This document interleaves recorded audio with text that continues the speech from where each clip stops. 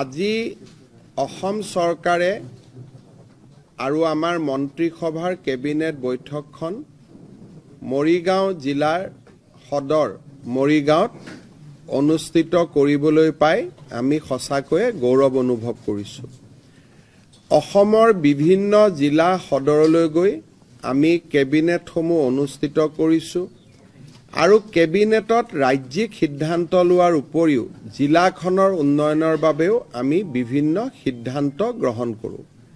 আৰু আপোনালোকক জনাবলৈ পাই মই সুখী হৈছোঁ যে বিভিন্ন জিলা সদৰত অনুষ্ঠিত হোৱা কেবিনেটসমূহত লোৱা সিদ্ধান্তসমূহ আজি কাৰ্যকৰীকৰণো হৈছে আৰু সেই জিলাসমূহলৈ বিকাশৰ এক নতুন দিগন্তও কঢ়িয়াই আনিছে। আমাৰ আজিৰ কেবিনেট মৰিগাঁও জিলাত অনুষ্ঠিত হয়। অহা কেবিনেটখন আমাৰ নগাঁও জিলাত অনুষ্ঠিত হ'ব। মাৰ্চ মাহ বা এপ্ৰিল মাহত আমি যেতিয়াই সুবিধা পাওঁ নগাঁৱত আমাৰ কেবিনেট বৈঠক আমি অনুষ্ঠিত কৰিম।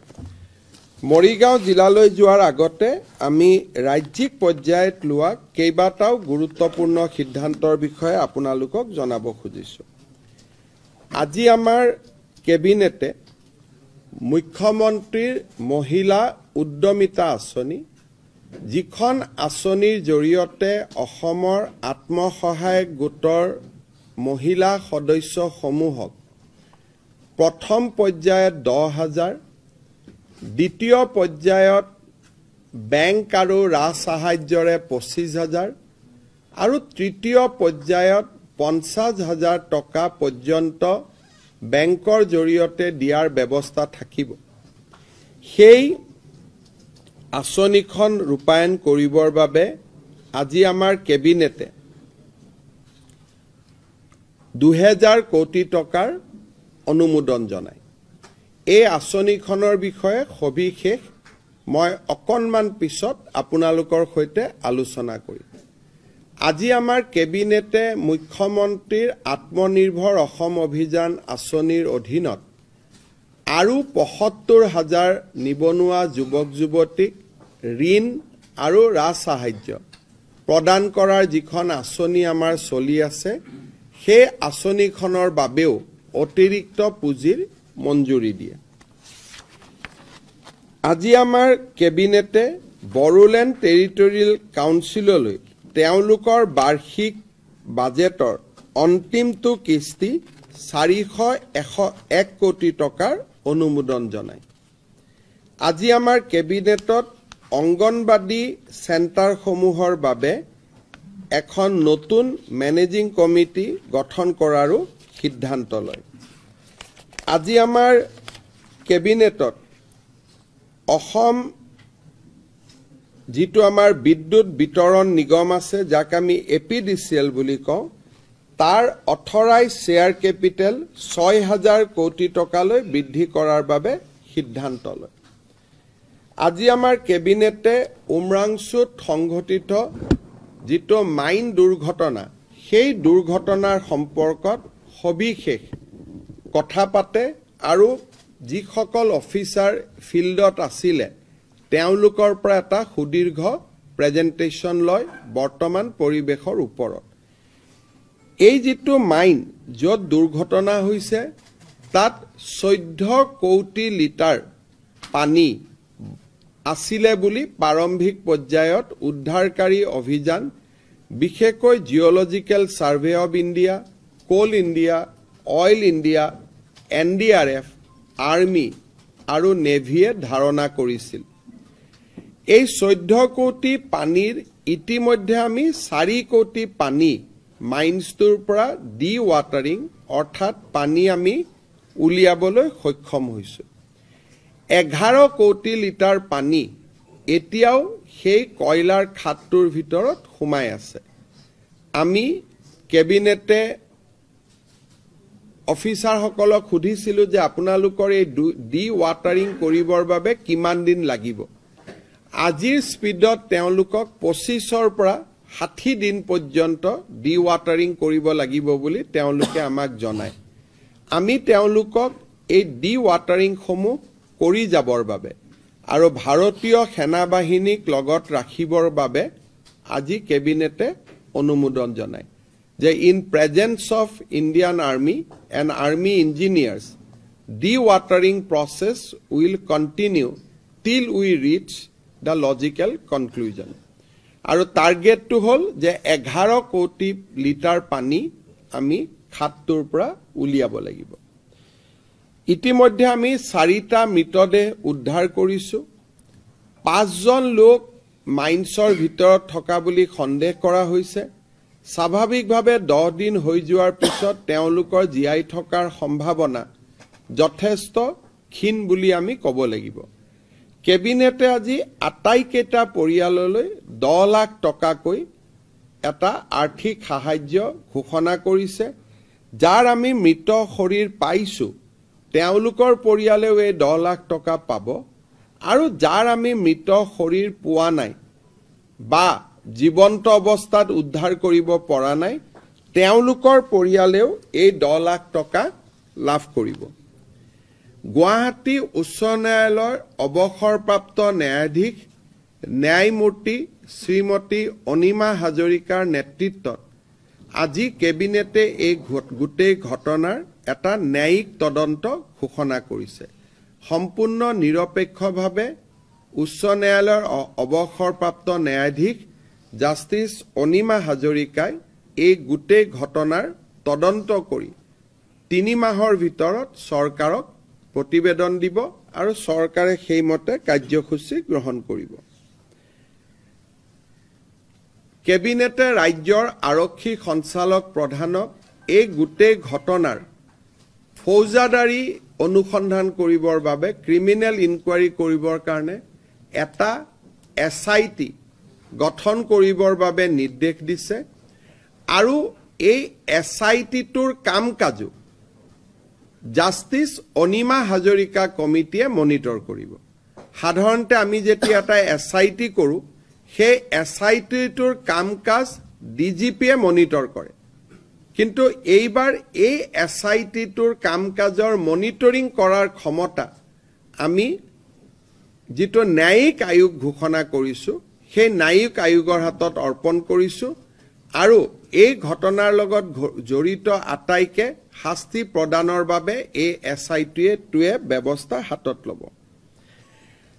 আজি আমাৰ কেবিনেটত এইটো কথাও প্ৰতিবেদনত দিয়া হৈছে যে বহুতে কৈছে যে ৰেড হোলটো কেনেকৈ হ'ল। আমি যেতিয়া তাত পৰীক্ষা কৰিলোঁ মাইনিংটো ক'ৰ পৰা হ'ল, তেতিয়া দেখা গ'ল যে সেই অঞ্চলত 220টা এনেকুৱা কয়লাৰ খাদ আছে। এই 220টা কয়লাৰ খাদ কেনেকৈ ক'ৰ পৰা আৰম্ভ হ'ল তাক আমি ছেটেলাইট দি পিছলৈকে ঘূৰি ঘূৰি গৈ থাকিব লাগিব। অৰ্থাৎ 2025 চন আমি 20 চনৰ ছেটেলাইট চাব লাগিব, 18ৰ ছেটেলাইট চাব লাগিব, 14ৰ ছেটেলাইট চাব লাগিব, আৰু এটা সময়ত গৈ গৈ তাক টাইম লেগ বুলি কয়। এটা সময়ত এই মাইন্স কেইটা কোন চনত কেতিয়া আৰম্ভ হৈছিল তাক ছেটেলাইটৰ জৰিয়তে ধৰিব পৰা যাব। আমি সেই ছেটেলাইট যিখিনি ডেটা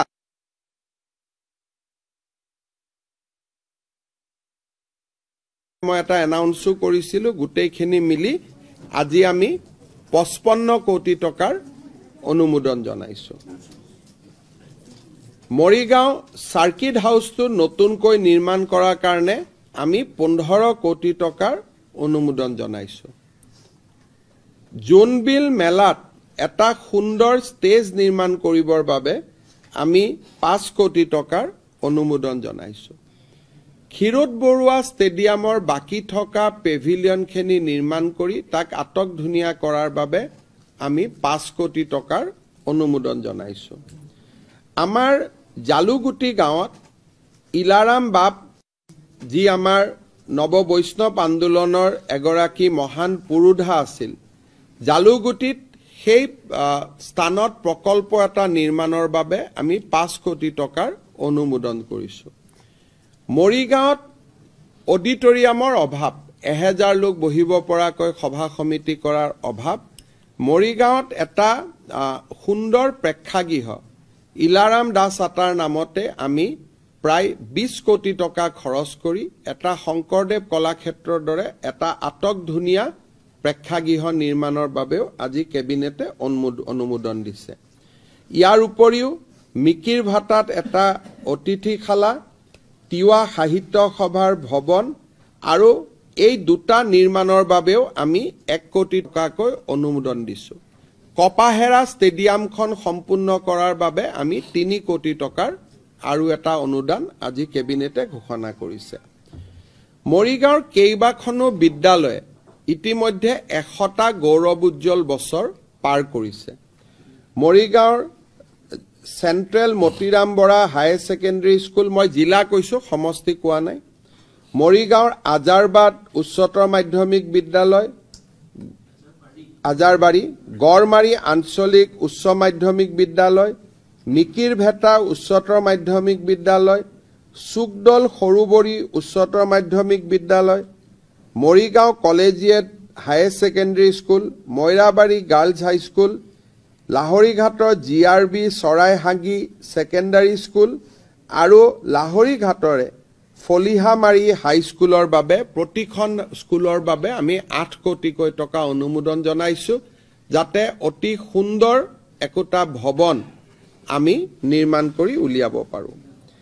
ইয়াৰ উপৰিও মৰিগাঁও কলেজ, জাগিৰোড কলেজ, মায়ং আঞ্চলিক college, Ghanakanta Baruah college, Bhoragaon college, Lahorighat college, Charaibahi college আৰু মইৰাবাৰী কলেজ, প্ৰতিখন কলেজলৈ আমি 5 কোটিকৈ টকাৰ অনুমোদন দিছোঁ। মই ভাবোঁ প্ৰায় 270 কোটি টকাতকৈও অধিক মৰিগাঁও জিলাৰ আৰ্থ সামাজিক বিকাশৰ বাবে আমি ব্যয় কৰিব পাৰিম।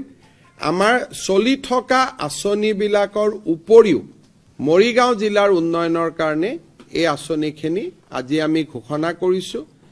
দীৰ্ঘকালীন ভিত্তিত মৰিগাঁৱত মেডিকেল কলেজখন হৈ যোৱাৰ লগে লগে তাত BSc নাৰ্ছিং কলেজ এখন স্থাপনৰ বাবেও আমি প্ৰচেষ্টা হাতত ল'ম। ইয়াৰ উপৰিও জাগিৰোডত উদ্যোগিক পাম হোৱাৰ পিছত, ছেমি কণ্ডাক্টৰ উদ্যোগ হোৱাৰ পিছত মৰিগাঁৱক লৈ বা জাগিৰোডক লৈ মানুহৰ এটা উৎসাহ আছে। গতিকে আমি মৰিগাঁও জিলাৰ উপায়ুক্তক অনুৰোধ কৰিছোঁ, যদি ৰাইজৰ আপত্তি নাথাকে, মই আকৌ বাৰে বাৰে কৈছোঁ ৰাইজৰ আপত্তি থাকিব নালাগে, ৰাইজৰ যদি আপত্তি নাথাকে মৰিগাঁৱত 1000 বিঘা মাটিৰে আৰু এটা ঔদ্যোগিক পাম আমি নিৰ্মাণ কৰিবলৈ আগ্ৰহী। জিলা উপায়ুক্ত মহোদয়ক ৰাইজৰ লগত কথা বতৰা পাতি কোনো ধৰণৰ জোৰ জুলুম নকৰাকৈ, হুলস্থুল নকৰাকৈ এটা স্থানত বা দুটা স্থানত আমি যাতে 2টা ঔদ্যোগিক পাম নিৰ্মাণ কৰিব পাৰোঁ তাৰ বাবে আমি চেষ্টা কৰিবৰ বাবে সিদ্ধান্ত গ্ৰহণ কৰিছোঁ। আৰু আপোনালোকে গমেই পায় যে 1 ফেব্ৰুৱাৰীত মৰিগাঁও জাগিৰোডৰ ৰাস্তাৰ ওপৰত যিখন দলং আছিল, জাগি ভকত গাঁৱৰ দলংখনো শুভ উদ্বোধন কৰা হ'ব। এইখিনি আজি ঘোষণা আছিলে।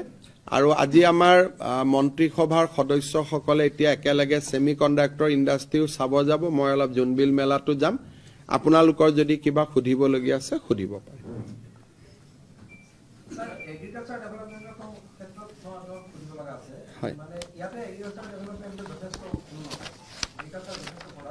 হয়, আমাৰ কৃষি মন্ত্ৰী আছে।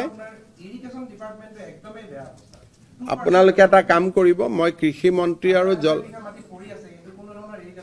চাওক, আজি এতিয়া আৰু মই পৰামৰ্শৰ ফালে যোৱা নাই, কাৰণ মৰিগাঁৱত যথেষ্ট সমস্যা থাকিব। মই কৃষি মন্ত্ৰী আৰু জলসিঞ্চন মন্ত্ৰী কেতিয়াবা একেলগে মৰিগাঁৱত আহিবৰ বাবে মই নিৰ্দেশ দিম, যাতে কিবা এটা কৰিব পাৰে। সমস্যাৰ কথা নক'ব, কাৰণ আমাৰ ইমানেই আছে। গতিকে আজি আৰু ইয়াৰ নতুন সমস্যা ল'ব খোজা নাই। কিবা যদি প্ৰশ্ন আছে প্ৰশ্নখিনি সোধক।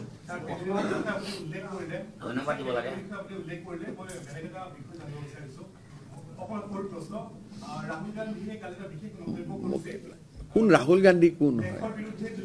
মই ৰাহুল, এতিয়া আজি মই ৰাহুল এইবিলাক নক'ব। ইমান ভাল পৰিৱেশ এটাত মিটিং এখন কৰিছোঁ, ক'ৰ পৰা ৰাহুল গান্ধী নাম শুনিলে দিনটো অমংগল হৈ যাব। কওক কি আছে। সন্ধিয়া 7টা বজাত ষ্টেট প্ৰেচিডেণ্ট নিৰ্বাচিত হ'ব। ষ্টেট প্ৰেচিডেণ্টজন এনেকুৱা ব্যক্তি হ'ব যোনে বিধানসভা নিৰ্বাচনত প্ৰতিদ্বন্দ্বিতা নকৰে। নোৱাৰে পঞ্চায়ত ইলেকশ্যন হায়াৰ ছেকেণ্ডেৰী পৰীক্ষা আজি শেষ অহাকালি পঞ্চায়ত ঘোষণা দি লগে লগে হায়াৰ ছেকেণ্ডেৰী পৰীক্ষা শেষ হোৱাৰ পিছদিনাখনে নটিফিকেশ্যন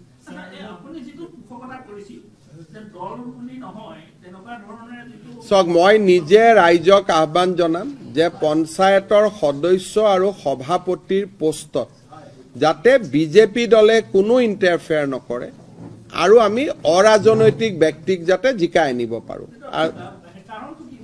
কাৰণটো অৰাজনৈতিক হলেহে ভাল মানুহ আহিব কোনোবা ৰিটায়াৰ্ড শিক্ষক আহিব ৰিটায়াৰ্ড প্ৰফেচাৰ আহিব সেলফ হেল্প গ্ৰুপৰ মহিলা আহিব আমি যদি আমিয়ে সিলেক্ট কৰি দিও তেতিয়া ৰাইজে সিলেক্ট কৰিবতো একো নাথাকিব এটো গান্ধীজীয়ে কৈছিল যে তৃণমূলত অৰাজনৈতিক হ'ব লাগে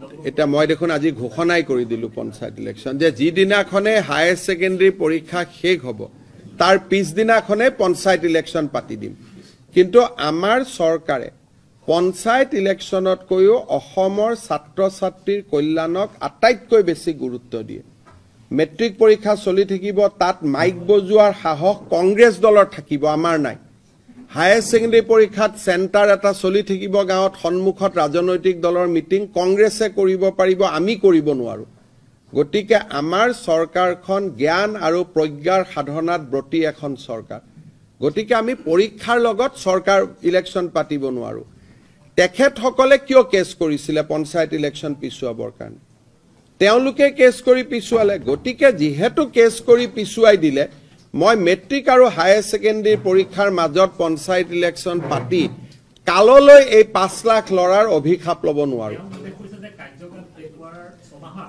6 মাহৰ আগৰ ভিতৰতে প্ৰসেছ হৈ আমি শেষ কৰিলো ইলেকশ্যন পাতিব ৰেডি হলো তেওঁলোকে কোৰ্টত গুচি গ'ল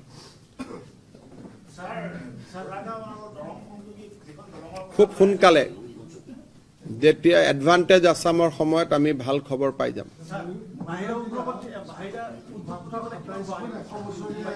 ভাল সহায় পাই আছো সব আহিব অসমত আন্দোলন নহলে মানুহ আহি থাকিব ময়ে যাম জাপান আৰু কোৰিয়া আৰু কোনো নাযায়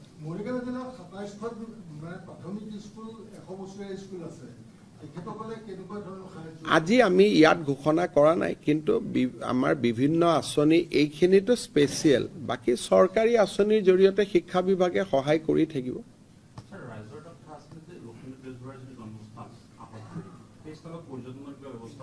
কৰিব পাৰে পৰ্যটনৰ ব্যৱস্থা কিন্তু জন্মস্থানত কি কৰিব পাৰে এখনটো পীযুষ হাজৰিকাৰ গাঁৱে তেওঁ এটা ৰাইজৰ লগত আলাপ আলোচনা কৰক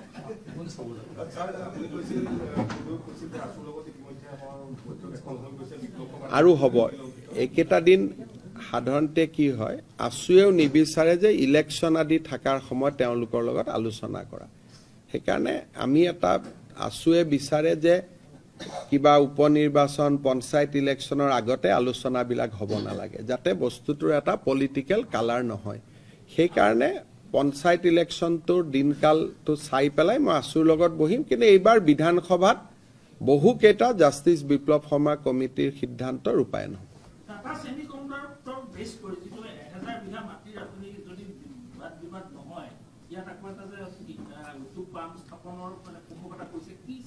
অসমত ৰকেটো বনি যাব অসমত মিছাইলো বনি যাব খালি ৰাইজে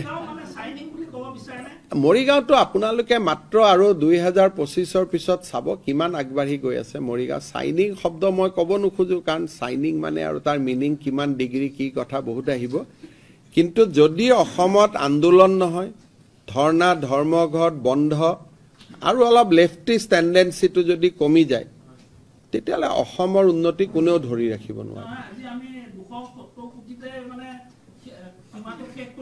না এতিয়াই দেখোন আপুনি মই কলো দুটা যদি ইন্ডাষ্ট্ৰিয়েল ইষ্টেট আপোনালোকে কৰিব মাটি দিয়ে তাতেইতো 600 কোটি টকা লাগিব গতিকে কোনো অসুবিধা নাই আজি মৰিগাঁৱত ধৰক এতিয়া আমি কলো কেইদিনমান আগতে জাগিৰোডত পানী যোগান প্ৰকল্প হল কেইদিনমান আগতে জাগিৰোডত সেন্ট্ৰেল স্কুলখন ভাৰত চৰকাৰে আকৌ এপ্ৰুভ কৰি দিলে এইবিলাক চলি থকা কথাবিলাক মই কোৱাই নাই এইখিনি আজি নতুনকৈ মৰিগাঁও ৰাইজৰ বাবে দিয়া হল আজি অসম চৰকাৰে আৰু আমাৰ মন্ত্ৰীসভাৰ কেবিনেট বৈঠকখন মৰিগাঁও জিলাৰ সদৰ মৰিগাঁৱত অনুষ্ঠিত কৰিবলৈ পাই আমি সঁচাকৈয়ে গৌৰৱ অনুভৱ কৰিছোঁ। অসমৰ বিভিন্ন জিলা সদৰলৈ গৈ আমি কেবিনেটসমূহ অনুষ্ঠিত কৰিছোঁ আৰু কেবিনেটত ৰাজ্যিক সিদ্ধান্ত লোৱাৰ উপৰিও জিলাখনৰ উন্নয়নৰ বাবেও আমি বিভিন্ন সিদ্ধান্ত গ্ৰহণ কৰোঁ। আৰু আপোনালোকক জনাবলৈ পাই মই সুখী হৈছোঁ যে বিভিন্ন জিলা সদৰত অনুষ্ঠিত হোৱা কেবিনেটসমূহত লোৱা সিদ্ধান্তসমূহ আজি কাৰ্যকৰীকৰণো হৈছে আৰু সেই জিলাসমূহলৈ বিকাশৰ এক নতুন দিগন্তও কঢ়িয়াই আনিছে। আমাৰ আজিৰ কেবিনেট মৰিগাঁও জিলাত অনুষ্ঠিত হয়। অহা কেবিনেটখন আমাৰ নগাঁও জিলাত অনুষ্ঠিত হ'ব। মাৰ্চ মাহ বা এপ্ৰিল মাহত আমি যেতিয়াই সুবিধা পাওঁ নগাঁৱত আমাৰ কেবিনেট বৈঠক আমি অনুষ্ঠিত কৰিম। মৰিগাঁও জিলালৈ যোৱাৰ আগতে আমি ৰাজ্যিক পৰ্যায়ত লোৱা কেইবাটাও গুৰুত্বপূৰ্ণ সিদ্ধান্তৰ বিষয়ে আপোনালোকক জনাব খুজিছোঁ। আজি আমাৰ কেবিনেটে মুখ্যমন্ত্ৰীৰ মহিলা উদ্যমিতা আঁচনি, যিখন আঁচনিৰ জৰিয়তে অসমৰ আত্মসহায়ক গোটৰ মহিলা সদস্যসমূহক প্ৰথম পৰ্যায়ত 10,000, দ্বিতীয় পৰ্যায়ত বেংক আৰু ৰাজ সাহায্যৰে 25,000 আৰু তৃতীয় পৰ্যায়ত 50,000 টকা পৰ্যন্ত বেংকৰ জৰিয়তে দিয়াৰ ব্যৱস্থা থাকিব। সেই আঁচনিখন ৰূপায়ণ কৰিবৰ বাবে আজি আমাৰ কেবিনেটে 2,000 কোটি টকাৰ অনুমোদন জনায়। এই আঁচনিখনৰ বিষয়ে সবিশেষ মই অকণমান পিছত আপোনালোকৰ সৈতে আলোচনা কৰিম। আজি আমাৰ কেবিনেটে মুখ্যমন্ত্ৰীৰ আত্মনিৰ্ভৰ অসম অভিযান আঁচনিৰ অধীনত আৰু ৭৫,000 নিবনুৱা যুৱক যুৱতীক ঋণ আৰু ৰাজ সাহায্য প্ৰদান কৰাৰ যিখন আঁচনি আমাৰ চলি আছে, সেই আঁচনিখনৰ বাবেও অতিৰিক্ত পুঁজিৰ মঞ্জুৰি দিয়ে।